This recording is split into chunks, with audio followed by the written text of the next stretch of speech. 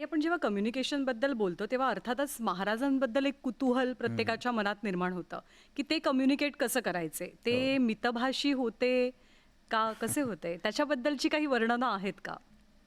आता बघा, शिवाजी महाराजांना पाहिलेले लोक अनेक आहेत. हं. पण त्यांनी काही सर्वांनीच काही लिहून ठेवल्याचं बरोबर. उदाहरणं नाही आहेत. पण काही परकीय प्रवासी आहेत. खरं तर शिवाजी महाराज जेव्हा आग्र्याला गेले, तेव्हा तिथल्या राजस्थानी लोकांनी सुद्धा शिवाजी महाराजांना पाहिलेलं आहे. ते कसे आले आग्राच्या भेटीच्या वेळेस तिथे?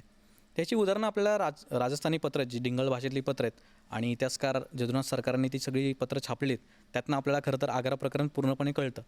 पण या व्यतिरिक्त हे जे परकीय प्रवासी येऊन गेलेत, त्यातल्या काहींनी शिवाजी महाराजांना पाहिलेलं आहे. आता जो माणूस पाहतो तेव्हा त्याला त्याच्या भौतिक सगळ्या प्रॉपर्टीज गुण जी असतात चेहऱ्यांवरचे ते सगळे तो टिपून ठेवू शकतो ना. तर ह्यामध्ये थिवेनो नावाचा एक फ्रेंच प्रवासी शिवाजी महाराजांच्या काळात इथं आला होता आणि त्यांनी असं लिहून ठेवलं आहे की शिवाजी महाराज हे उंचीनं मध्यम आहेत, ते इतरांपेक्षा उजळ आहेत, गहूवर नाही त्यांचा, आणि ते चाणाक्ष बुद्धी आणि नजर त्यांची तीक्ष्ण आहे. ह्यानंतर आणखीन एक प्रवासी, जसं मी त्याचं नाव घेतलं, हेनरी ऑक्झेंटन, त्यांनी सुद्धा शिवाजी महाराजांचं असंच वर्णन केलं आहे. आणि राज्याभिषेकाच्या नंतर शिवाजी महाराजांची जी अतिशय महत्त्वाकांक्षी अशी मोहीम होती दक्षिण दिग्विजय, ही जवळपास पावणे 2 वर्ष मोहीम चालली बरं का ही सगळी. आणि ह्या मोहिमेच्या वेळी एक डच अधिकारी शिवाजी महाराजांना भेटायला आला. याचं नाव आहे हर्बर्ट डियागर. या हर्बर्ट डियागरने सुद्धा शिवाजी महाराजांचं असंच एक वर्णन केलेलं आहे आणि त्याच्यामध्ये तो पुढं लिहितो की शिवाजी महाराजांची बुद्धी इतकी चाणाक्ष आहे की ते त्यांच्या नजरेतनं कुठली गोष्ट सुटू देणार नाहीत. त्यांच्या चेहऱ्यावर किंचित हास्य असतं.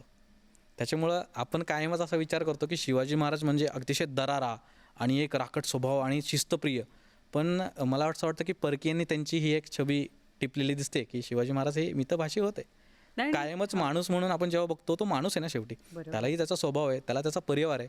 फक्त राज्यकर्ता म्हणून जर का आपण त्याच्याकडे बघायला गेलो, मला असं वाटतं की माणूस म्हणून जेव्हा आपण शिवाजी महाराजांकडे बघतो तेव्हा ही परकीय साधनं शिवाजी महाराजांचं एक स्वभावचित्र आपल्यासमोर प्रकट करतात. अगदी खरं आहे. कारण प्रत्येकाच्या मनात जर कुतूहल सगळ्यात जास्त कशाबद्दल आहे तर महाराज कसे दिसायचे, कसे बोलायचे, कसे चालायचे, कसे वागायचे, या सगळ्या गोष्टींबद्दलच दिसतं. आणि ते अर्थातच त्या वर्णनांमधनं तुम्ही पोहोचवताय आता. आणखी एक कम्युनिकेशनचा जेव्हा विषय निघतो तेव्हा महाराजांचं गुप्तहेर खातं. जबरदस्त त्यांनी माणसं बांधलेली होती त्याच्यामध्ये आणि खूप अमेझिंगली हे सगळेजण काम करायचे. तर हे गुप्तहेर खातं काय गूढ होतं? गुप्तहेर खात्याबद्दल माहिती मिळत नाही आजही. हे त्या हेच मोठं गुप्तहेर गूढ खात्याचे आहे. यश आहे ना.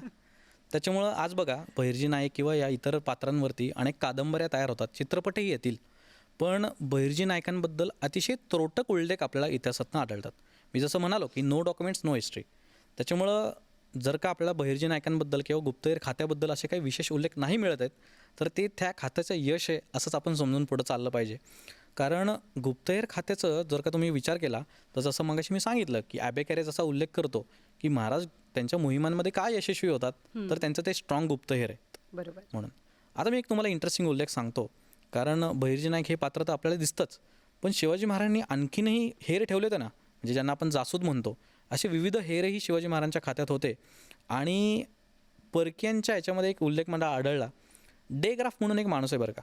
हा त्या काळी म्हणजे शिवाजी महाराजांच्या काळात मुंगेर किंवा आज जे बिहारचा प्रांत आहे आपला, तर बिहारच्या भागातनं तो तिथं फिरत असताना त्यांनी एक असं निरीक्षण नोंदवून ठेवलं आहे की मला इथं असं समजलं की शिवाजी महाराजांचे 2 पोर्तुगीज हेर इथं आहेत. मी पोर्तुगीज. परत रिपीट करतो की 2 पोर्तुगीज हेर इथं आहेत आणि त्यांना त्या संशयावरनं मुघलांनी अटक केली.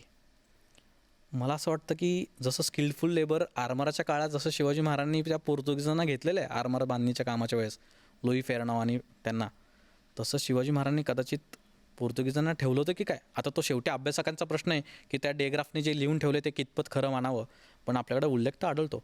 तुम्ही हा भाग सोडून द्या की ती गोष्ट खरी असेल किंवा खोटी असेल, पण या डेग्राफला शिवाजी महाराजांच्या काळात त्यांची कीर्ती ही बिहारमध्ये ऐकायला मिळाली. ही त्यातनं एक विलक्षण गोष्ट वेचण्यासारखी असं मला वाटतं. आता परकीयांचा सातत्यानं उल्लेख येतोय म्हणून की महाराज खूप उत्तम डिप्लोमॅट सुद्धा होते याची बरीच उदाहरणं दिसतात. कारण त्या काळामध्ये जर सगळ्यात मोठा धोका कुठला होता तर तो परकीय आक्रमणांचा होता. त्यांच्याशी डील करणं, त्यांना थोपवणं आक्रमणांपासून. तर महाराजांची युद्धनीती जितकी निपुण होती तितकी ती फॉरेन डिप्लोमसी कशी होती? आज बघा 21व्या शतकामध्ये जागतिक पटलावरती भारताचा इतर देशांशी जसा संबंध येतो तसा इतर देशांचा आपल्याशी येतो. कारण व्यापार करायचा आहे, बरोबर. संरक्षण करायचं आहे, एकमेकांमध्ये जे वितुष्ट आहे ते कुठेतरी टाळण्याचा प्रयत्न दिसतो. तर मग शिवाजी महाराजांनी त्यांच्या काळामध्ये जे परकीय सत्ता होत्या त्याच्यामध्ये कोण कोण होत्या, तर इंग्रज होते, डच होते, पोर्तुगीज होते, फ्रेंचांच्या कॉलनीज नव्हते इथे जास्त. पण थोडक्यात असं दिसतं की ह्या सर्व सत्तांचा उद्देश त्यावेळी काय होता, तर व्यापार होता असं सर्वसाधारण दिसतं. पण नाही, शिवाजी महाराजांनी हे ओळखलं होतं की इथे इंग्रज का आलेत.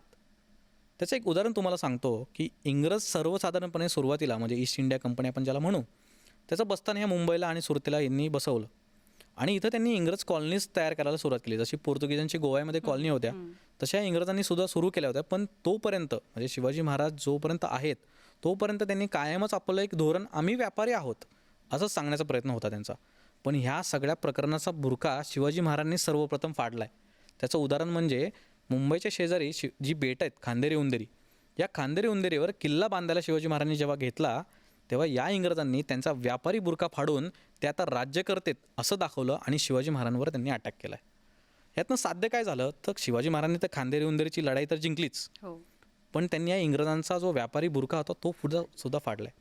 आता बघा, जसे हे इंग्रज आलेत ना व्यापार करण्यासाठी, जे म्हणतात आहेत तसे पोर्तुगीजसुद्धा आले होते आणि त्यांनी गोव्यामध्ये सगळं बस्तान त्यांचं बसवलं होतं. तर हे पोर्तुगीज काय करायचे, त्यांचं जे मीठ होतं ते अतिशय उत्तम दर्जाचं होतं. दाणेदार असं पांढरं शुभ्र मीठ असायचं त्यांचं, आणि ते अतिशय स्वस्त दरामध्ये ते आपल्या या देशावरती शिवाजी महाराजांच्या सगळ्या प्रदेशामध्ये ते विकायचे. त्याच्यामुळे सवय अशी झाली की हे सगळं मीठ फक्त इथली लोक आता पोर्तुगीजांकडनंच विकत घेतात आहेत. मग शिवाजी महाराजांचं पुन्हा एक व्यापारी धोरण समोर येतं आपल्याला. किती विजनरी माणूस आहे बघा हा, की शिवाजी महाराजांनी लगेचच त्यांच्या मिठावरती एक ऑक्ट्रा ज्याला म्हणतो आपण, तो वाढवला.